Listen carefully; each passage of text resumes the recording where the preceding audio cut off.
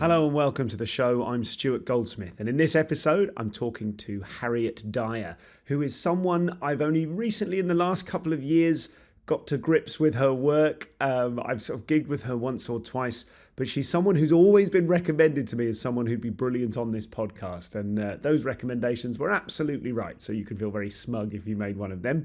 We are going to talk about Harriet's unexpectedly falling into stand-up during her uni years, encouraged by her lecturer, where she finally found her true calling, which paved the way for her show Trigger Warning. And it was watching that show, which is available free on YouTube, which really made me scramble to get her on the show. It's incredibly powerful. It's incredibly personal. And we will talk in detail about the complexities of navigating sensitive topics within the realm of comedy. Now, obviously, the show is called Trigger Warning. It is about some big, deep, horrible stuff that happened to Harriet over a long period of time. So I'm trigger warninging this whole episode as well. I never want people to miss out or switch off on things. She talks about some of the horrific things that have happened to her in such a light way, with such a light touch, which has all of this kind of emotion inside it. And listen, I'm tying myself in knots trying to explain this to you. What I'm saying is that we don't talk about some of these horrible things with the gravitas you might expect. And that is because she is entitled to decide how she talks about them herself. Is that fair? Basically, this is a big old trigger warning of an episode, but I don't want you to miss it because she is such a delightfully sort of daffy and absurd and wonderful, warm human being. So there you go. That's what I've got to say at the beginning. We're also going to talk about the addictive nature of comedy and its impact on personal happiness, and whether you can find contentment regardless of how your gigs are going. And we'll also talk a little bit about Harriet's advocacy for mental health and her role in running Barking Tales, which is a fabulous themed comedy night that she runs. So that's all of that. There's no extras from this. We had enough to play you some extras, but I decided I wanted to leave all of this one in because it sort of follows a pretty coherent narrative, and I think it's all important stuff. I absolutely bloody love Harriet Dyer, and here she is.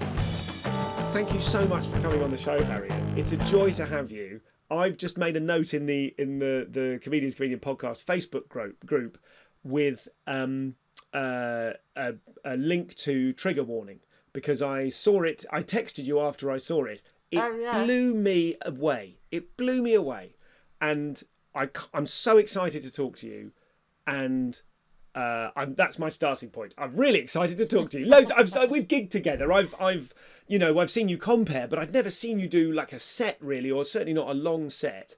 And it just blew my head off. And I said, hey, I've got Harriet coming off the podcast, and loads of people got really excited about it, and I'm excited about it too. So, how is comedy treating you at the minute, Harriet? Fine.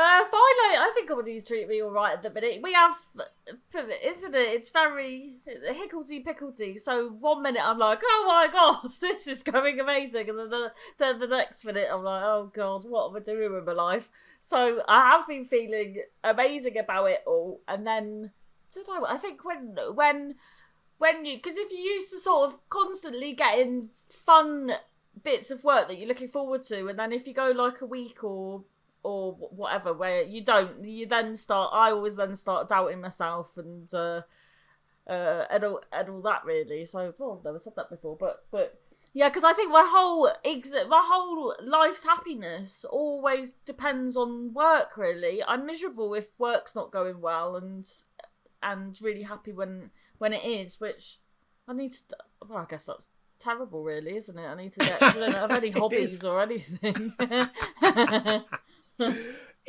I feel exactly the same, and I know a lot of people who are comics will feel exactly the same, that we're really tied to the happiness afforded us by work. Like, that's part of the addiction, I guess, isn't it? Is that we kind of go, when I do this, well, I mean, we were briefly talking about medication for various things before we hit record. It's a form of medication, right? You're like, oh, I need this thing. Do you feel like that's inevitable? Do you feel like it is? do you feel like you can learn one day to feel okay regardless of how gigs are going? Oh, I don't know actually, because even if I go, like, I can't relax. I rarely do, but if ever I go on holiday, I can never relax, and then I think about, and then does everyone do this when you're on holiday? You think you have these big epiphanies of what you're going to do different in your work and how things are going to change. It's only like I've only been for 3 days in Scunthorpe, and I've treated it like a like I've had a real awakening.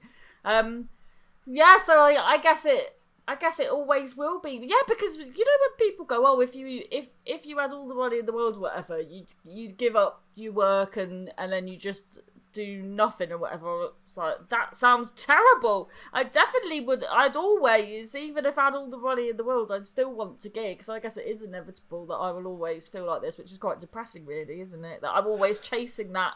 So in the past, if I've done like drugs and stuff, I'll be chasing that. But then now I'm just always chasing this career high, I guess. But we all do that, don't we? And then I need to, we never step back enough and are grateful for at the minute. So I need to do that more often. Well, we all do, don't we? Do you think about stuff like that a lot, or is it only when an idiot like me asks you about it? Because I relentlessly think stuff like that all the time. I can't help but constantly analyse every breath I take, and what does this mean, and what am I doing, and what's the plan, and that's why this podcast exists in many ways. Do you think about it? Because a lot of people don't. Do you kind of ever sort of end up kind of ruminating on it, and what's the quest, and where do I fit, and how's it going?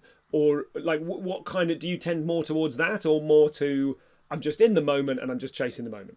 No, I think I do. Because I think as well, I try to appreciate, because I think I always, I have to remind myself that I know I'm really lucky to do what I do and somehow make a living from it and all that, and then go to, like, because I learnt to drive like quite late in life, and I'll be driving along to a gig, and then there'll be the seaside or something, and I'll be like, oh, I am really lucky. So I do, so I do think that a lot and appreciate it. But then at the same time, if you've, like I said, if you get a few things and then you don't one week, then you do start to think, oh God, is this the end? So I did, because I guess with COVID and all of that, we were reminded more so that it could be the end, and that, I guess that's quite scary, because there's so many of us that we're like sort of raggy dolls thrown on the heat on a pile, that like, what do we do in the real world? So yeah, but I can't think of that too much, I guess. It's that idea of what do we do in the real world. There is something about your style on stage, your approach, I think one of the really joyous things about watching you is how completely present you are with us. There's never any sense that you're doing the script. I think you'd agree with that. You're really right in there with us.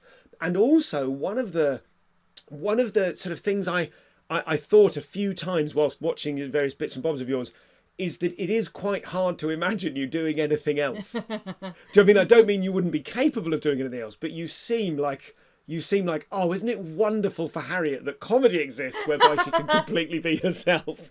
Well, yeah, well, my mum used to say that, like, if ever I went home to visit her, and I don't know, just be in the kitchen peeling potatoes or something, I wouldn't even know she was watching me, and then suddenly she'd go, oh, I just don't know how you exist in the real world. And she also used to say, I wasn't born, that I was created.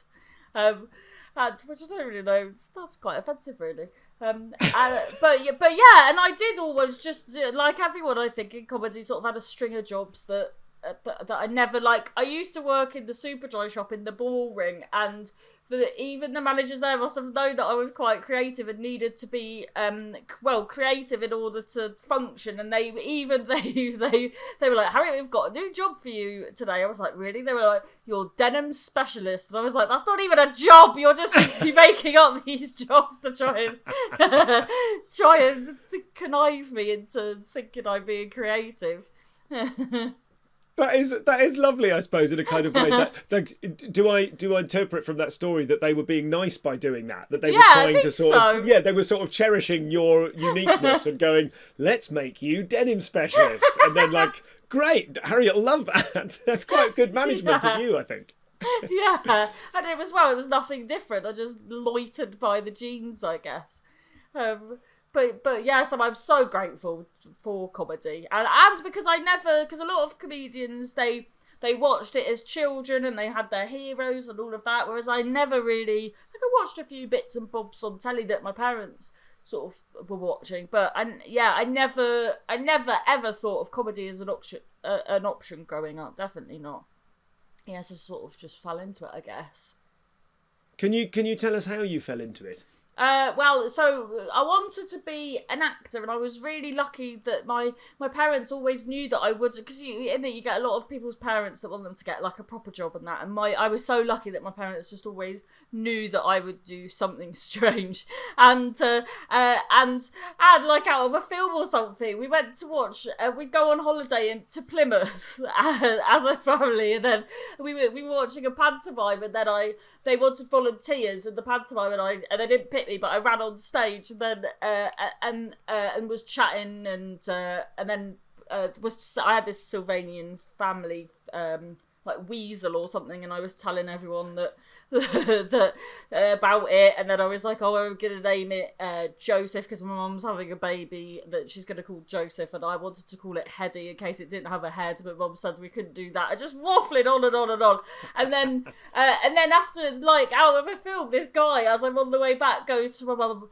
she's got real stage presence, like, and I was like only about 5 or something, so that was lovely. I can't remember what the question. What was? Oh, yeah.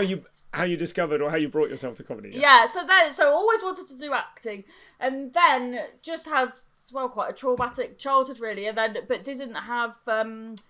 I think people not from money, the only way to leave where you're from is to go to uni, but I didn't even want to go to uni, but it was just the only way because you get the money to go. And then I had this lovely friend called Batty. She was going to Wolverhampton Uni, and I was like, well, I shall be going with you. And then it turned out to be the only uni in the country at the time that had a stand-up comedy module. And then so no one would work with me because I would go to lessons with gin in an Evian bottle, and then one day I've turned up and everyone's like, oh, are you ready for the stand-up comedy assessment? And I was like, the what? And then someone goes, oh, tell the story you told in the pub the other day about how you died twice, which is funny that it sounds.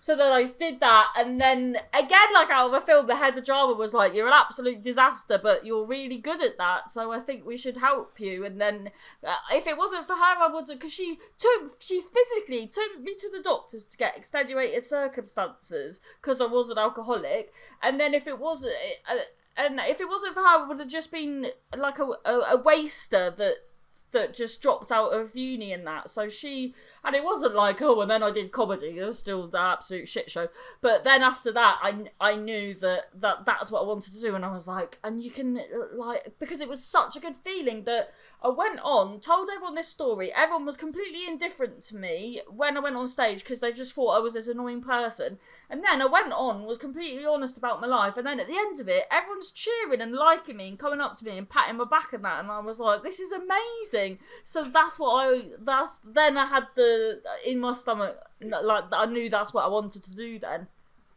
That's wonderful. Not only is that a sort of brilliant and unique thing, what I love about that is to hear that, given the content of Trigger Warning, which is in part at least, is about how you were routinely let down by everyone, by the system, by the police, by just people around you, sort of exploited by terrible people around you and let down by systems which should have been there to protect you. And it's so wonderful to hear that, oh, some people were helping. Some people were making you denim specialist and going, you're a comedian, you've got stage presence, that there were some sort of positive forces giving you some options which otherwise you might not have been aware of. Yeah, I never thought of it like that. Yeah, because if it was, yeah, so because I sort of say the other extreme a lot, but yeah, I'm actually very lucky because maybe other people have been through that where they've just had the badness, but I have been lucky. Thank goodness that even though my home life was difficult, it was outside of the home. Do you know what I mean? So like my parents were always lovely and supportive, and yeah, it's just people must have seen something, which is, yeah. And that poor drama lecturer, she was a doctor in stones, and so I don't even know why she was yeah, she was her specialist was rocks and stuff. I'm sure it was, yeah. And she she was fantastic, and but it got to the point she went absolutely above and beyond, because it got to the point where because I was drunk all the time, that I was emailing her at like 4 a.m. because I'd just been out, and I think when you've been through abuse and stuff, you know, if you sleep around because it hurts, and then when you do sleep around, that hurts even more because you're all triggered and that. So then I would debrief email her after stuff like that at 4 a.m. So she and the fact that she still, you know, stuck with me, and she must have thought, fucking hell, what have I bloody bitten off here? But yeah, yeah, if it wasn't for her, just to think what would have happened. Very, very lucky, yeah, very lucky, people like that. And do you feel like the connection you have with audiences and the opportunity that you have to, like you said, in that very first kind of gig environment, is just literally tell them a thing that happened to you? Do you, like, what's your sense of what it is that works so well when you get up on stage and just tell us the truth? Well, because why do you think we laugh so much? Why do you think we love you so much? What is that connection? What does it mean to you? Well, someone, I didn't know, but someone said, a few people have said that I bring people into my world. So I think that's, well, hopefully not the horrible stuff, but I think because I've had it from both sides. So when I did that first thing, that was like a sort of presentation at uni, that was great. But then when I started comedy properly and did, you know, circuit gigs and that, I had just people, like, I guess I'm quite I don't know if gullible's the right word, but quite trusting maybe, and after gigs people would come up to me, always men, and they would tell me, right, well, you speak too Cornish on stage, so you need to be less Cornish, then you need to do this, then you need to do that. And then so when I started on the circuit, I was changing every single fucking gig, because someone would tell me what I needed to do, and it was always people that were further along in their career, so I thought, well, they know what they're on about. So then every gig I was a completely different person.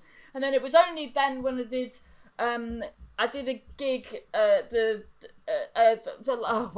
So I was always doing the King Gongs, and then Alex Boardman was like, you need to stop doing these bloody King Gongs, Harriet. I didn't know what I was where, because you don't know until you know. King Gongs, for people that don't know, it's a gong show environment where comedians are pitted against each other with a deliberately hostile audience in an awful competitive facsimile of stand-up comedy. Yeah, it's awful. I saw one where someone was literally, a lady with a ferret puppet was terrible, but when she came on stage, someone punched her because they were so angry about it. Like, it was a really, and just the environment when you'd go in there, it wasn't like a normal, if you go to a normal comedy night, it is just such a hostile, it's a sport, isn't it? It's not comedy anymore. It's gladiatorial, isn't it? And the crowd are baying for blood in a way that doesn't at all represent what comedy can and probably should be.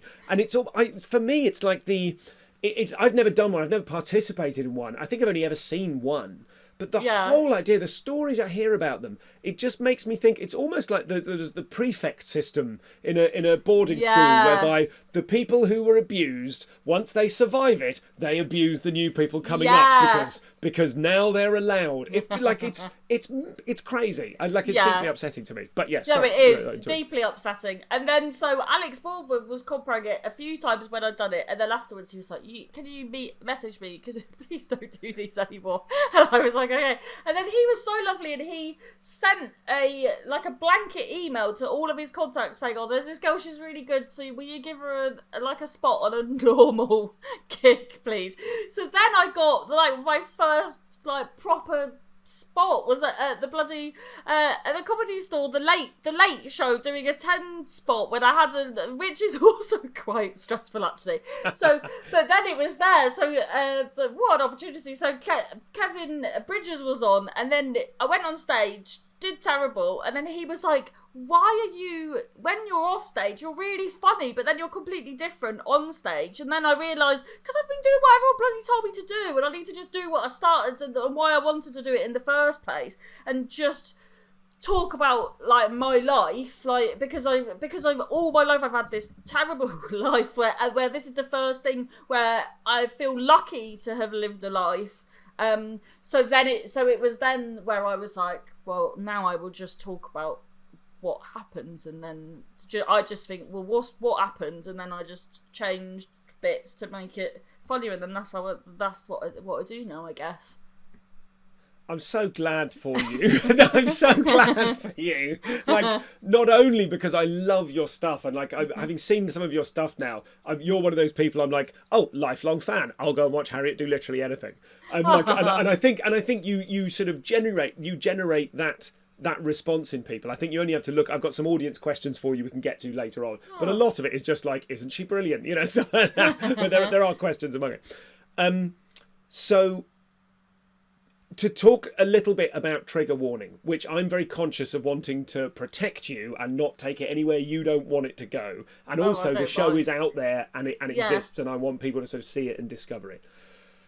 The things that struck me about that show, which I've only seen, wasn't lucky enough to see it in the room. I saw it, and I think the video that's on YouTube is at a particular event for survivors of abuse. Yeah. I'm not sure what the context was exactly. Yeah, it's the Viv Gordon company, which they came to see my show in Edinburgh, and then we've sort of become really close, and it was doing it to do that show in front of all survivors, and that it was in Bristol as well, which is, so it was just lovely.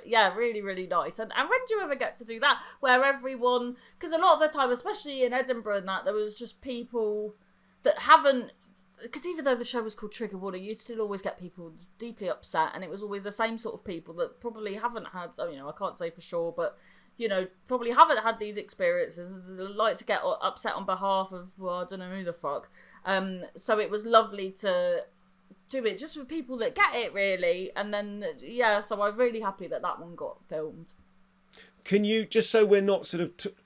I feel like for the listener, we need to kind of sketch out the content, but only to the extent that you're happy. So what's your kind of description of the show in such a way that we know what we're talking about and it's your words and not mine?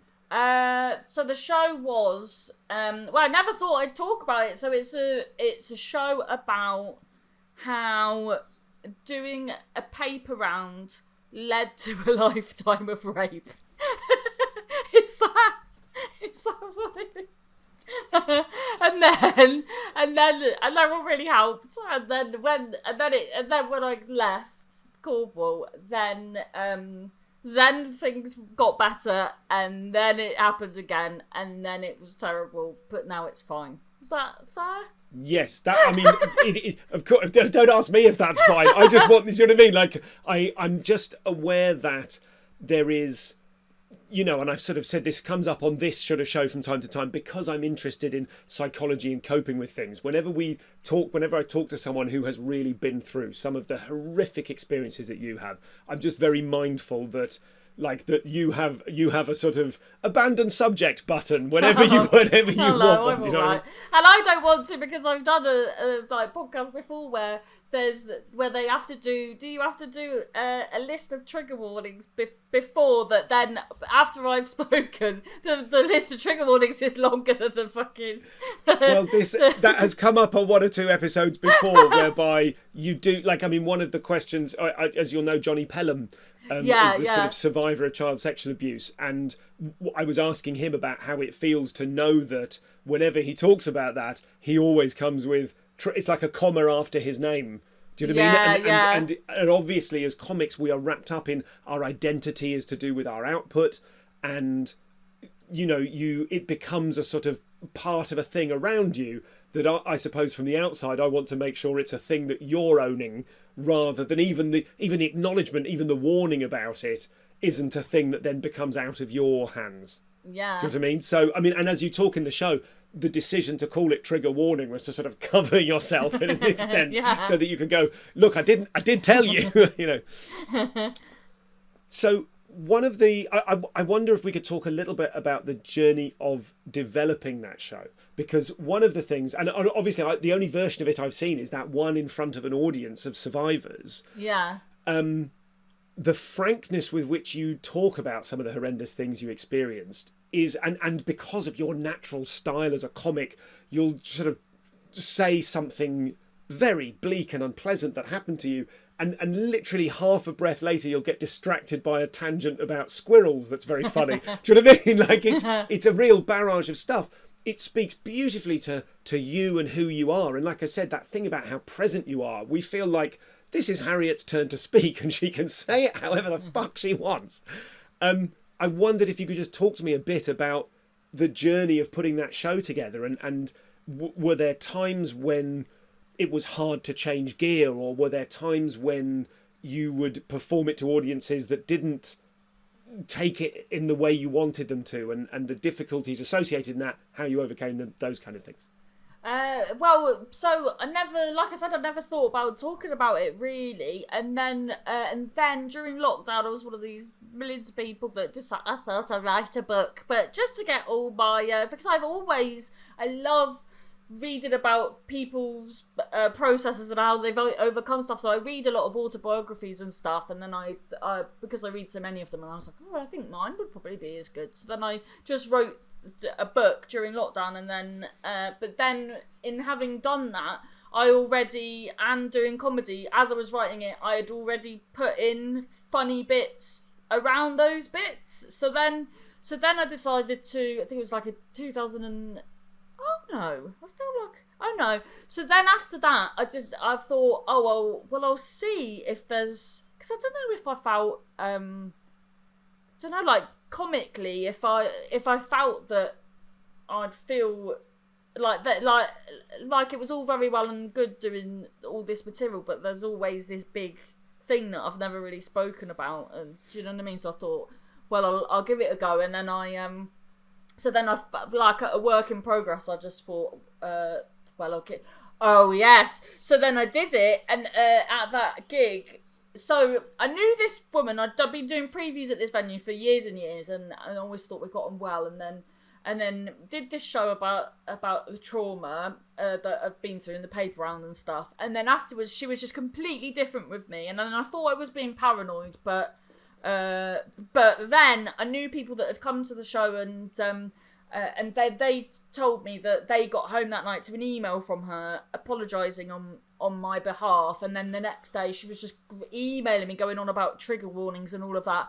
And then she said that I need to check, because I've got this bit about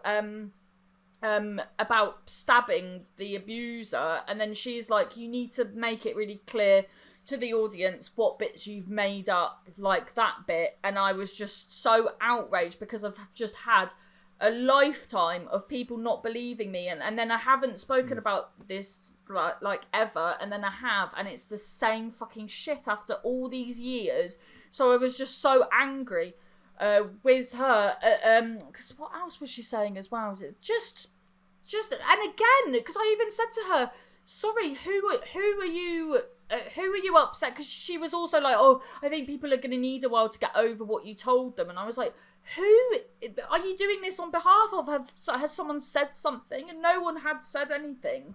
So she was just upset on, I don't know what she was doing. And I'll never know fully what she's been through, or if she knew anyone that had been through stuff, or whether it triggered something for her. But it really did trigger something for me. So then that's why, so then I was just really angry that that's still happening, and people that have been through stuff are still, being shamed essentially for it. So that's why I did it. And then I just wanted to make it, I wanted to make sure that even though it was a terrible story, if I could still make it funny. But yeah, it was true. Like, I don't, every so often now I get asked to do it at stuff, and I won't do it anymore, because I obviously did it every day in Edinburgh, and it was just, it was it was a lot to do every day for a month, and I'm like really proud that I did it and that I made that funny and that, but I never want to do it again.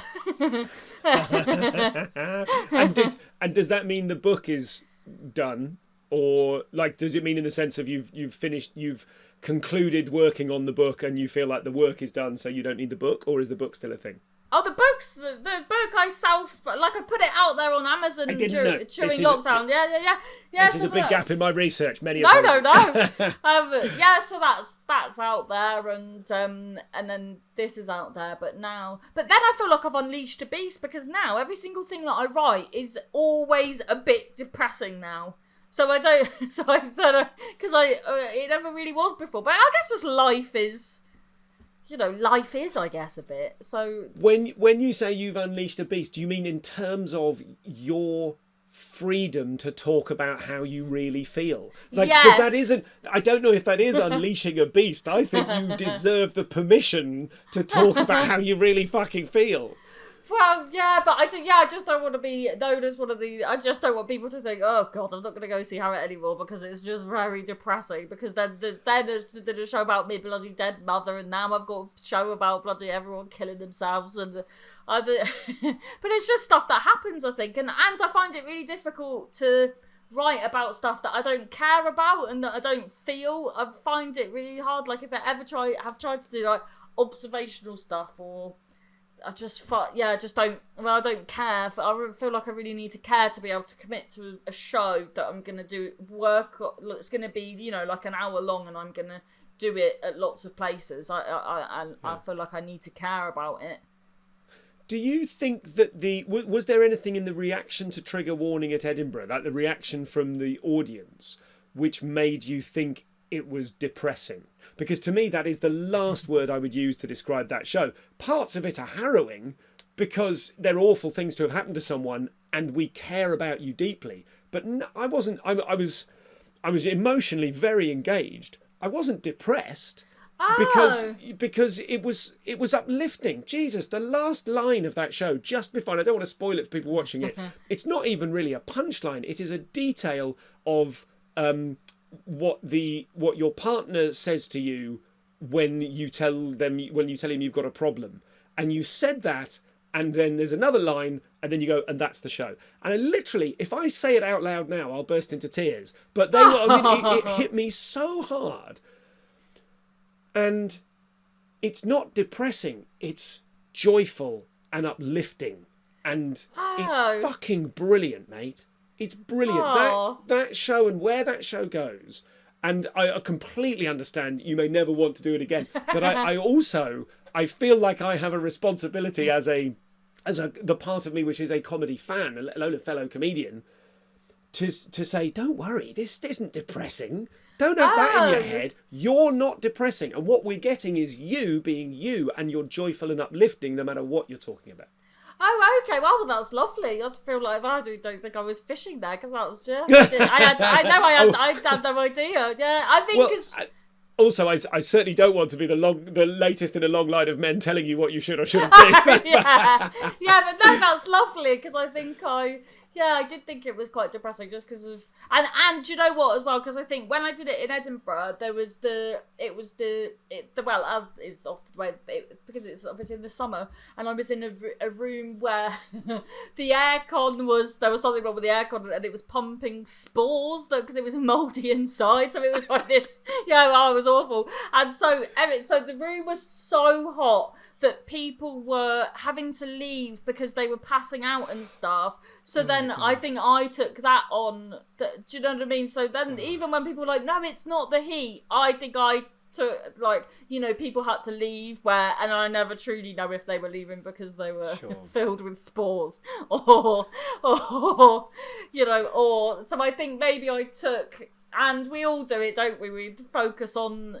And I think as well, because when you've just lived something, like, it's not really shocking for me because I was bloody there. So just maybe I took people's shock and maybe just being in the moment and processing and stuff. I think sometimes I sort of maybe took that on as it was a bit depressing. But people are just because it's hard to know when you know it, you know.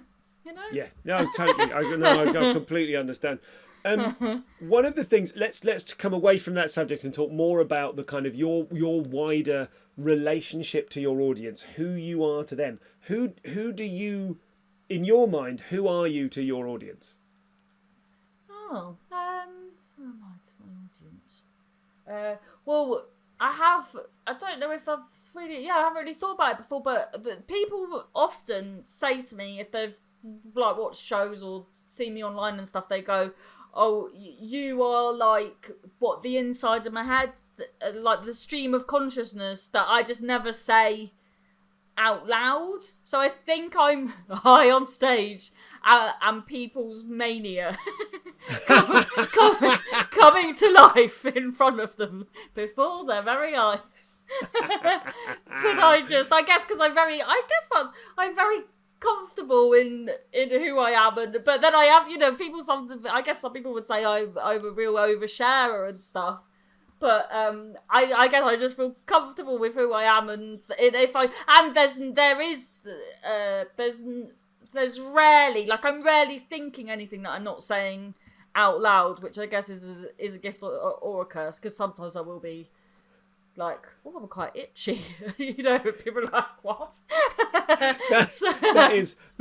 think that's a beautiful way of putting it. I'm rarely thinking anything that I'm not saying out loud. Yeah. I think that's a beautiful sentence. I'm really interested in that because, like, we see those things, that you might think, oh, I'm itchy, or what. Or there's a moment in one of your shows where you said, I think it was in the video I saw, Trigger Warning, where, like, halfway through there's just this little moment where you sort of go, you're describing a door, and you sort of go, because it's a door. Yeah, it's a door. It's so funny because we're seeing you live in real time. Remember what a door is called, or sort of discover that there's nothing more to be said about the door. And what I'm interested in is how many of those moments which become, because you're so sort of loose and present and silly on stage, we laugh at all those moments. Do you ever repeat those moments because you've discovered that they're funny and you've found a funny way to describe a door? Like, there is presumably a sort of a whole spectrum of things which you're genuinely saying because your arm's itchy or you've got pen on your leg or whatever, and you point it out and see if it... And presumably when you point it out, you are aware that you have the option to pursue it and see if it goes anywhere. Yeah. And then right on the other end, there's script, which you say every time. So what's the kind of interplay between those things? Yeah, well, you can't, isn't it? I always used to try and reenact stuff, and if I've got stuff wrong, then do it. But I think audiences can smell it when they. And then I think I'm just a bit like, I feel dirty for trying to trick them, So I might say, oh well, the other day when I did this bit and then this, so I might say that something's happened, but I try not to. Although sometimes, like, for instance, sometimes if I'm a bit nervous and then I'm on stage and I'll just like touch myself, then I'm like, bloody hell, Harriet, don't touch yourself. And I'd say that a lot, but that's just because, like, I do it out of nervousness, I think. So, but then I don't know. So you never kind of plan to say that so much as you notice yourself touching yourself out of nervousness, but you know that to remark on it will be funny. Yeah. Got it. Okay. But I find it different. Like, I've often in like feedback and reviews and stuff, like with various things, people have said, oh, her tangents and stuff are often funnier than her material, but so she should focus on them. But how can you focus on the tangents, and how do you know what I mean? Sometimes I find it difficult because I can't just assume that something funny will come. You can't live your life like that. So then I do have where often I'm always funniest, like, off the cuff, rather than the things that I spend hours and years working on. But I think that's the same for a lot of people, maybe. But that's sometimes a bit disheartening. But then that's the good thing, even though it's a good and a bad thing, everyone films everything these days. That's a good thing, I guess, to watch back and have no idea that I've said something funny and then go, oh, well, there could be a bit in that or whatever, but not to pretend like it's new. Sure. Yes. And what's the beginning of the writing process look like? You're writing Mother at the moment. Is that right? It was work in progress. Well, no. Well, that was another thing. Because I was gonna do work in progress. I just get so bored of doing the same thing. So in the end, I just did it for a week, and then I probably won't do it. And then I'll probably go to record to whack it on YouTube, and then I'm just bored of it really now. So now I've got another one called Skin that I'm doing this year. But I need to. But how do people? Because you've got ADHD. How do you? And I haven't been diagnosed with it, but I find it very difficult to. How do you keep the love when you're having to do days and days and months of the same thing? I've really struggled with that, and I think when I got my ADHD diagnosis, one of the, you have I had a lovely month afterwards of kind of reflecting on all of my past behaviours and what have you. Suddenly all of the relentless self-analysis and self-reflection had a thing to kind of accrete around. And one of the things was recognising how much happier I am when I'm being off the cuff. And I love doing work in progress. I love doing work in progress. I do. I enjoy doing finished shows, but I cling to it. I'm scared. I want to do finished stuff that will work, but it's the when I tour, I do the hour show. That's the finished show. Then a break, and then new material off notes. And the second half is always better because I'm more present and I'm in the moment. And I think what I put it down to now, post diagnosis, is, to some extent, it's not that I'm bored doing the show. I'm just really excited in the novelty of doing the new stuff. Yeah. So I think that one of the things that maybe has held me back in the past as a circuit comic is my sort of need to wedge in new stuff between two good bits that isn't necessarily ready, rather than focus on, I'm the headliner, it's half an hour, every word I say is going to be honed and I'm going to keep honing it. Like, so that you see people, I remember like early Rod Gilbert when he was doing his 5 and then very slowly chunking on another perfect 2 and then chunking on another perfect 3, and now it's a perfect 10-minute set. I'm in awe of that. I love it. I see the benefits. I know that I would get bored doing that. I was like, no, I'm too bored to make a perfect 10. Do you know what I mean? my point is that is one of the things I would struggle with were I to attempt that. And it's also why I don't attempt that. I get all het up doing this is my best shot for a telly spot. I get super nervous about it because as soon as it's there, I'm like, great, I never have to do it again. Yeah. So yeah, the short answer is I really struggle, and I think as far as, this podcast is about you, but you asked the question, so yeah. My internal narrative on it has been that in the beginning, I think I was struggling to be a perfectly written type comic, but really deep down, I was sort of more excited about being a Ross Noble, Phil Kay type comic where you just leap from place to place. But then that would kind of come up against my desire to be trusted and to make money. Do you know what I mean? And to be reliable. So this is Harriet. It's a ride, this episode, I know. And if you've made it this far, thank you so much for sticking with it. I am just in awe of Harriet. I'm in awe of her, the core. I say robust all the time, but the kind of the robust core of what she gives to the world, despite how ghastly the world has been to her. And you must see this show. You must see Trigger Warning. I'll put the link in the show notes. It is an incredible piece of work, and it is also, it's like there's some darkness in there, of course, but the lightness with which she manages to talk about it, and it is so daffy and silly and funny, and then wallop. It's brilliant. If you see one show this year, make it this one. So, more from Harriet in a second. There's no insiders content on this one, as I mentioned, but you can, of course, go to comedianscomedian.com/insiders if you're thinking this Christmas time, golly, it's about time I signed up to give something back to the podcast, then please do that. You get extra content from every show that has it, and much more, including a special video version of this episode. But I don't know why I'm telling you that now, because you would need to be in the Insiders to get it.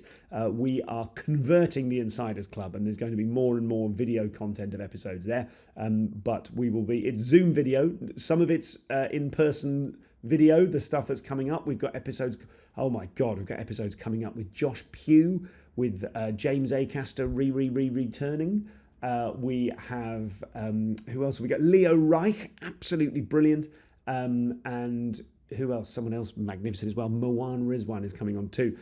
So I've got all of these incredible episodes burning a hole in my hard drive, and they have full or partial video, which you can access via the Insiders Club. So feel free to do that for all the Insider Q&As and the Self-Help for Comedians special with Amanda Connell. So all of that is all good. You can go to harrietdyer.com or follow Harriet on Instagram at Harriet Dyer Comedy. And let's get back to this interview. One of the thoughts I had in 2019 after I did a work in progress all month, and it was my favourite Edinburgh at the time. I just loved it. I thought, what does finished mean? One of the wonderful things about this fucking job is that you can do precisely what you want. So why do we all take what we want to do and submerge it beneath this idea of, oh no, but I have to do this? No, you don't. What you have to do is precisely what the fuck you want. So maybe we should do an ADHD festival, which is where nothing's finished ever. Just the unfinished festival. I'm going to get that .com right now. Because I would much rather see that. Finished stuff. Watching people's finished stuff I find less interesting than watching them grapple with a thing in real time. Yeah. Because there's I was chatting to a friend about this recently that I need to not do, but it's very tempting. Like if you do a show and it's, about this and that, and then it's at the end, and it was then I realised that, like, I don't want to do any of that. And I think I kind of did it with the last show, and then I'm like, I don't want to do that. I just want people people could just fucking decide what it was about, not neat it up at the end. Totally, I think, and that's when I realised. For me, the other version of that is, and in that moment, like to me, like I feel like I might mean that, but I'll catch myself saying it, and I'll go, what am I doing here? I'm trying to tie things together in a way that maybe they don't, or you know what I mean, like to sort of artificially. I mean, the other example from years ago when I started in comedy, everyone was going, and then that guy said the funniest thing I've ever heard, and then you deliver some lukewarm thing a person said. Do you know what I mean? Like, it's those kind of tricks, those traps. Yeah. On that subject, are there particular habits or holes that you routinely fall into? Are there things that you spot, both positive and negative? Are there things where you're like, well, when I get to that shape of a thing, I'm sure something will come. And are there bits where you're like, oh God, I'm doing that again? When I watch stuff back, I think so many comics do it, and I'm guilty of it. When you deliver a punchline, and then there's that moment where you're waiting for laughter, so then you go, and then you start the next thing, but you know a laugh should go there, and no one really knows what to do. So you make a noise that's really cringy that everybody does. What's your noise?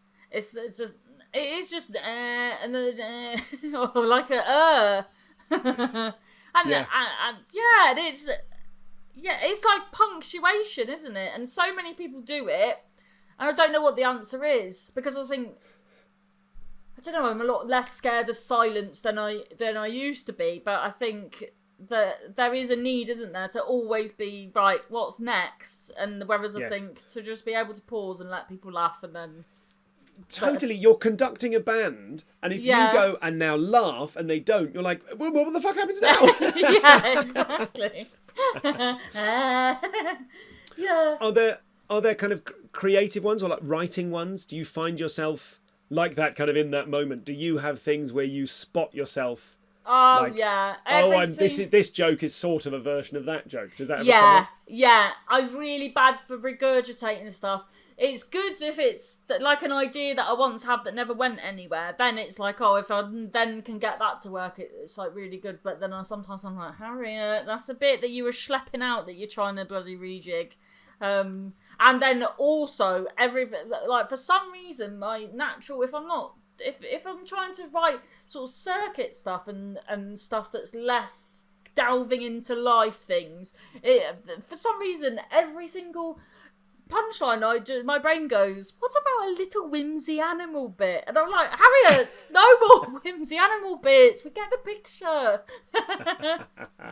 Yes, I wonder how you deepen or enrich the instinct to put a whimsy animal bit in it, but like, what kind of, could it be a supernatural creature or a deep sea creature? Could it go further and deeper? Like, because the instinct is probably absolutely right. But if you're like, God, it's another squirrel. Yeah. And then I think, because even though it's slightly surreal, I think to get to the stage where, because often if say, so, I don't know, like a one-liner or something, you can, or with anyone, you can see their format, and then and then often when watching their set or a show, you know what's coming. So I think I have to be careful that even though it's a surreal thing to have as a punchline, that if even those the audience are predicting, because they're like, yeah, she's getting a squirrel out here, because there's always a bloody squirrel with her. Is there anyone else that you're a bit like, or are playing the same notes as, that if they're on a bill, you think, oh, this might be too much of this flavour?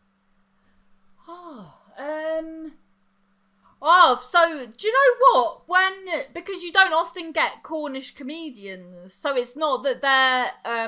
So I've been on a bill with Matt Price before, and we're in no way similar. Even though his dad lives the opposite side of the river to my dad, they're literally and his dad's gay, my dad's gay, like it was really weird that we have. And he used to work at a fish factory, and I remember when I was leaving school, the fish factory was on fire and everything smelled like fish, so a lot of our lives are quite similar, things that have happened. But so when I've gigged with him, I think the last I gigged with him was in London, and he was comparing, and when I went on stage, everyone was just like confused that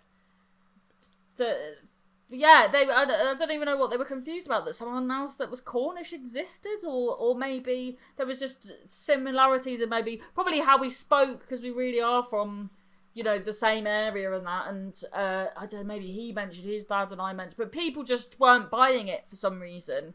And then recently I did Late and Live, and Tamsin Kelly was on before me, and I thought, oh, is the same thing going to happen here? But there was no. So it was weird that, with Matt, but not with Tamsin. I wonder, might it be because you adopt, and I've not seen Matt for ages, a brilliant comic, do you adopt a similar sort of position of your Cornishness in opposition to the room that you're currently in? Yeah, maybe. Yeah, I still don't know what the answer was, but it was odd. But maybe it was just, I don't know. But then I have once when I was new, I got introduced by the compere who promotes that, runs the gigs as well, and he said, this next act's going to tell you that she's Cornish, but she's lying to you. And then everyone was just like, never on board, because they were like, well, you're telling us who you are, but we know you're lying. And I was like, oh my I am not. God. But then as well, it's not, I hadn't been going long enough to get into it and unpack it and say how ridiculous it all was, because I was still, this is what I will say. I was just really confused. What things do you roll your eyes at in comedy, or think, oh, look, this is getting better, but we need more of this, or anything like that? I don't know really, because when I was a lot newer, I remember doing those like the jonglers and the frog and that. I remember being introduced, and when the audience, because obviously I got a female name, they'd hear that a female was coming, and the whole 200 or whatever, you'd hear an audible groan, and that was just harrowing to go on stage knowing that you're already, they just think. And then following, once jonglers, I was doing like the trial 10, and there'd been a female act before me, and then as I got on stage, not another fucking woman, and it's just like, that was awful. And it's so, it would be, because often you're the token lady on the bill, so it would be lovely to, because whenever there's a few of us on the bill, it's so exciting, and we all get on so well and have such a lovely time. But yeah, so I guess there needs to be more. But some people are really, really good for it. And, you know, there's the whole lineup's all female and it's never even mentioned. And then some people, it's just very... yeah, do you know what? That's one thing. They have the bill, and always, no matter who it is, the woman will always be put on in the middle. Like, oh, she needs a little... The audience needs a little break between the lady. Best not put her on first, and that's... And then you look at, you know, what the bill is, and it doesn't make sense for it to be like that. If it does make sense, then that's fine, but not if it doesn't. Just the lady. Some people have the lady is always in the middle. Yeah. Let's talk about your advocacy for mental health. You're a mental health advocate, according to your website. Well, I didn't know I was until everyone started telling me I was, and introducing me and telling me. So then I was like, well, that sounds good. So that's what I am then. But you are, because you run a... What's the night you run? Or it's like a... Barking Tales. So I went to the... Yeah, so years and years ago, when I did my first solo show, it was about mental health, and then... and everyone was just like, wow, it's great to talk about it this openly. So then I was like, oh, well, I'll... Oh, you started it. You start it. But I was like, but then afterwards I wasn't ready for the conversation about it because it was just so good. Everyone coming up to me wanting to talk about it and being so open and honest, and people saying, oh yeah, my sister, she's got these problems, and then now watching your show, it's opened up conversation, all that. So I was like, oh, and it was at the time, I think it was 2014 when it was in the media how comedians are all off their tits. It was said, isn't it? They would struggle a lot. So I thought, oh, well, there'll always be people willing to do it. So then I just started this little night in Manchester, and the interesting thing was that it quickly became, I thought it would be about the comedians talking about mental health stuff, that they wouldn't feel safe, like it was a safe space in other places, but it ended up being mainly about the audience, and it was people that, you know, wouldn't feel comfortable going to a club night, and, you know, often people have sensitive to noise, have noise defending headphones, and there's, you know, and then we'll just sit in the audience, and you know, people that have got tics and would feel like the comedians are going to pick on them for it and stuff like that. So it became like a little community, I guess. Yeah, but then because I'm not very technically minded, when I was doing it in these venues, the speakers were blowing and everyone was triggered and having a terrible time. So yeah, it was awful because I was such a calamity. Everyone started rocking and twitching because of the fucking my awfulness, getting all discombobulated. So then when lockdown happened, because my partner's kids came to live with us in a tiny space, so I got an office to go and do work at, and then it was big enough I was like, oh well, I'll do my Barking Tales at this little space, and just have it. We have like Fisher Price microphones and no sound system, and just do like a spoken word sort of thing, really. Yeah, so do it there now. Something I've noticed on stage is if I ever mention having ADHD, I used to have a bit about it. I've dropped it all because it's so familiar now. You've been in clubs and like everyone's mentioned it. But I've got a little one-liner about it. And often if I lose my place, because I have a big problems with memory, if I lose my place, I'll mention ADHD. I'll do my little one-liner. And then as soon as I've mentioned it, I behave differently for the rest of the gig. I'm more likely to lose my place because on some level I don't use this term really, but it's almost like if I've stopped masking it, it becomes more pronounced. Do you know what I mean? Yeah, it's like yeah. I've given myself permission, or I've said it now, and on some level that I haven't really articulated to myself, I sort of feel like I'm being a bit all over the place and sort of I can't help it. Do you, with you are bipolar? You have bipolar? I don't know the language. Yeah, but I don't know, because I don't know because everyone's like, Harriet, you definitely have ADHD, so I don't know whether I take things, and because when I was officially diagnosed with bipolar, and then before that it was a lot different, and there was a lot of I was off on rampages and stuff, whereas now I do consider myself, but then it might just be because I've because I'm taking the drugs and that maybe.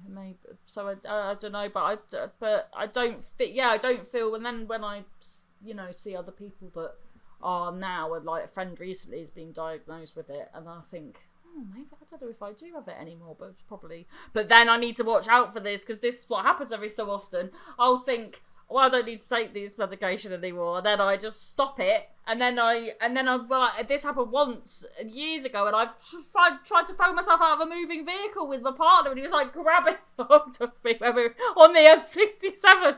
So I need to just get over myself and just keep taking the drugs. Do you feel like one of the questions my prescriber asked me when I was sort of saying, I'm going to go on this, and she knew what I did for a living, and she said, are you concerned about the effect on your creativity? And at the time I was like, no. Do you know what I mean? I'm like, give me the stuff, I'll see. If it doesn't work, I'll stop taking it. Yeah. Do you find that your medication has had an effect on your creativity? Because I know that's something that people are concerned about. I know we're talking about very different types of medication. Yeah. But in terms of, we started, before we hit record, we were sort of beginning to have a conversation about like your reaction to meds and how they interact with your stage time, how they interact with your creativity off stage, maybe writing and what have you. What's your experience of that? Wasn't I that at first? When I first started taking it, I felt really stoned, but I just stuck with it, and then I felt fine, and then when I upped the dosage, I felt again a bit stoned again. But now, but I don't think it affects anything. And then when I first started taking it, people were like, "Oh, Harriet, you seem a bit more relaxed on stage." So I was like, "Oh, maybe that's because of the drugs." But then back in the day, I'd be on them, and then I'd sometimes be drinking as well, and then that just got into a bad habit of doing. But now, I think because it's been so long now, I don't know, and it all seems to be fine, so I assume it's fine. Are you am I right to assume that you're in a place now where you're on an even keel? Yeah. You're not addicted to anything. This you're is medicated. As even. That's all I get. Yeah. And how does that feel like you can go on forever like this? Yeah, I think so. Brilliant. I think because when I have tried to come off it, I've just done it stupidly, and then even because when was it? Maybe a year or so ago? No, a couple of years. I don't know. My partner was like, "Can you please go back on your medication because you are just very terrible." I said, "Okay," and then and now I live in the countryside, and I'm very medicated, and I'm very zen and happy, and doing what I love. So I find all that helps as well, doesn't it? Because I could be very medicated and very sad. Yeah. How do you cope with tough gigs when things go wrong? How do you cope? What's your kind of thought process? What are the things you say to yourself? Well, now I think, isn't it, when you've been doing it a while, you know that it's an anomaly. Whereas, back in the day, it used to be, oh God, what am I doing? But now I know that it's more likely, like, either I'm off or they're off, or it's probably, it might not be down to me, where I used to always put it on me and what I was doing. And I think, oh well, maybe that bit's not working, and so I need to work on different bit. I find it quite inspiring, because I always want to keep writing, and I don't want to get into the habit where I'm just one of these people that slogs the same set out for 20 years and nothing's changed, and there's references to Jamster, and so I just think, oh well, maybe that bit isn't working, and so I think on the whole, I think we're all a bit guilty sometimes of going, because it cringes me out when people go, they blame everyone other than themselves, and they say it's the audience, but everyone else has had a good gig, so it's like, well, maybe you're not doing something quite right. So I think I want to be the best I can. So if it is difficult, I want to, unless it's, I don't know, like people are doing coke off each other's heads and stuff, and then I know that is the issue, and there's nothing I could have done. are you kind of building your own crowd? Are you doing? I must confess, I haven't looked at your social media. I don't know how active you are on kind of putting stuff out and building an audience and those things. But like, what do you want from comedy? And do you think in those terms, like 5-year, 10-year plan, loose assumptions about what to do next? Yeah, I guess I just keep doing what I do. I guess I could.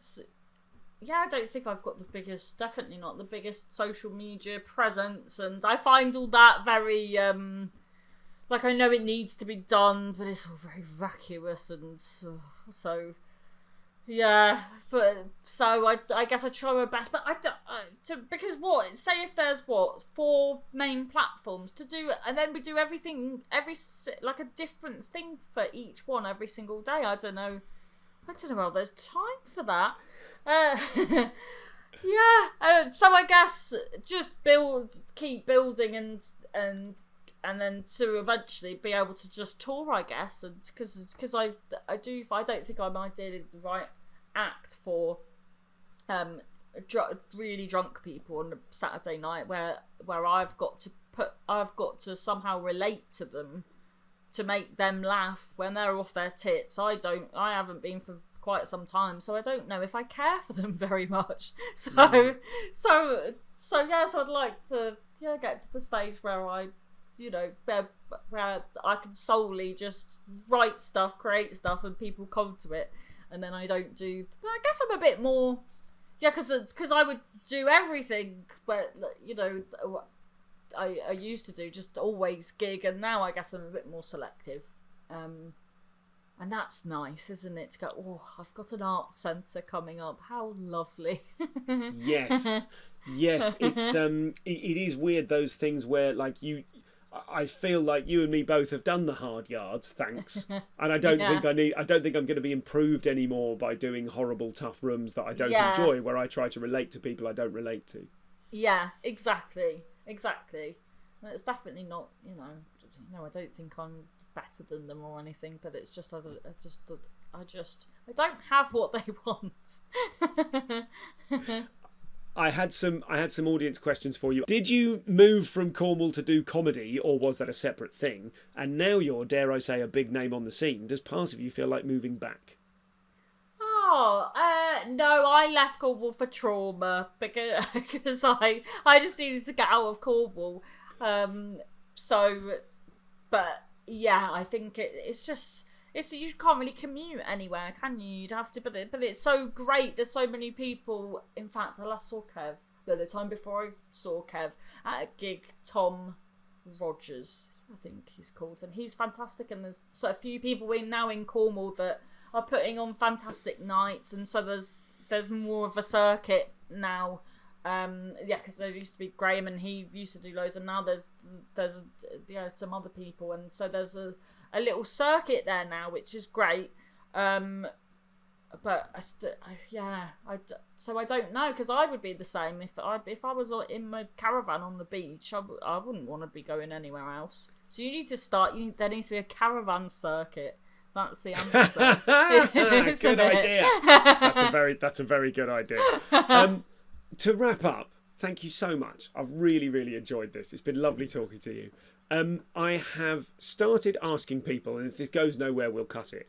But on this podcast, many years ago, Sarah Millican shared with us Millican's Law, which was about a sort of, not overdoing it past 11 o'clock the next morning, regardless of either way the gig had gone. What would be your law? If you had Dyer's Law in comedy, that's a thing you've learned or a technique that you employ that you think everyone would benefit from this, what would be your law?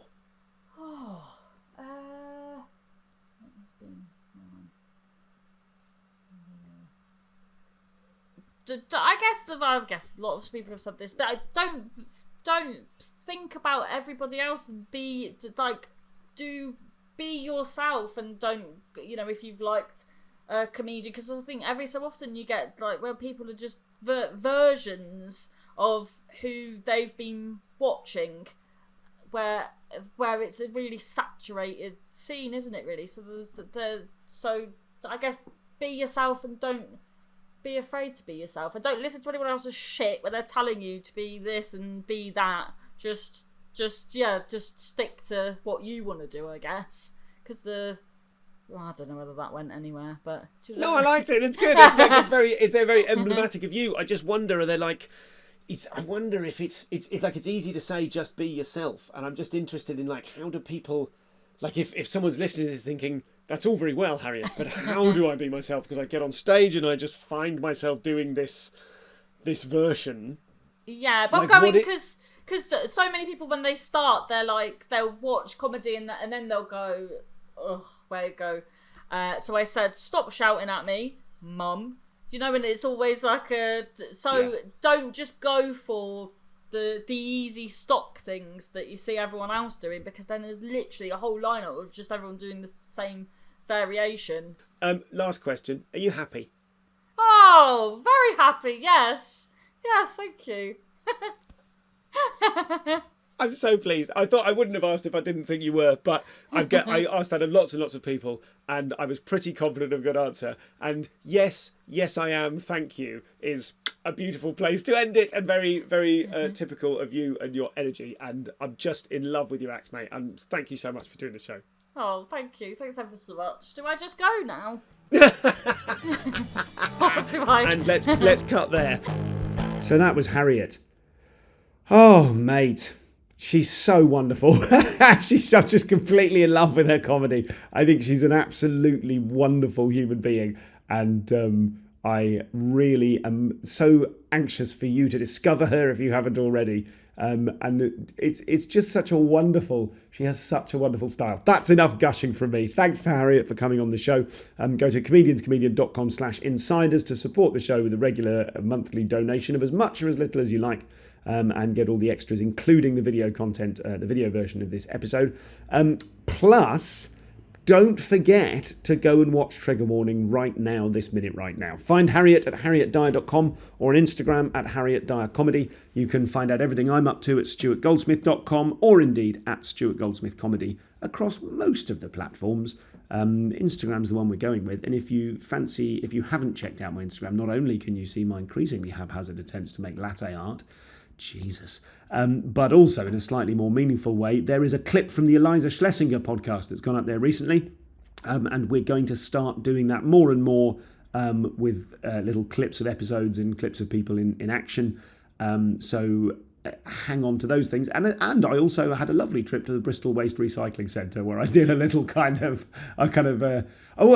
was going to say it's a bit like a Tom Scott YouTube video, and that is worth mentioning because I recently guested on Tom Scott's brilliant online panel show Lateral, and believe you me, I could guest on that goddamn show every single day of my life. I had an absolute ball of a time with some other guests who weren't comics. They were sort of a mathematician and what did she do? She's brilliant. She was a writer, but more specific than that, like a historian, I believe. This is embarrassing now if you get to it. And it turns out the people were a scuba diver and, think of a job, Stuart, firefighter. Anyway, it was a brilliant show. So look out for that. That'll be coming soon. And honestly, all of this stuff, I won't turn this into an official post-amble because I'm on a roll here, so I'll keep talking. I'm so excited. These episodes that we've got, an in-depth discussion with Leo Reich about sincerity online and the impossibility of being sincere. You know, it's a thing of mine. It comes up all the time on the show when I'm discussing like how, as Helen Bauer said, how I am cringe because I'm too old to be insincere online. So I say things sincerely, and it's the worst thing a person under 30 can imagine. And Leo, just so you know, has released his debut Edinburgh show, Literally Who Cares, which is a work of staggering quality. He not only transferred it to Broadway, the scamp, but it's coming out, I think, on HBO. So have a search for that. I think you get access to HBO if you've got Sky or Now TV or some sort of an app. But it is, my God, what a show. What a funny show.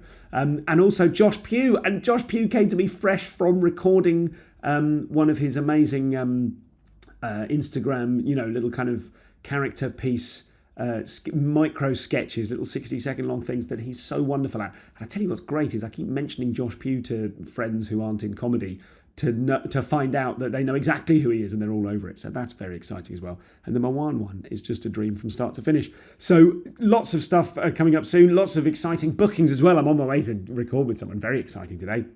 And someone absolutely massive in comedy is returning to the pod in January. So there's plenty to look forward to. I hope you have a wonderful Christmas. I hope you have a sustainable new year. And on that subject, of course, I'll just mention this briefly once or twice per few shows, because it does seem to work. If you work in sustainability or the corporate world, I've got so many things to talk to you about and so many mad plans I've been hatching that are all coming to fruition in a way which probably necessitates a special episode at some point in the future, so I don't keep wanging on about it now. Have a wonderful holiday, and try and maintain over Christmas as a consistent sense of self. If you want, but equally just let your hair down.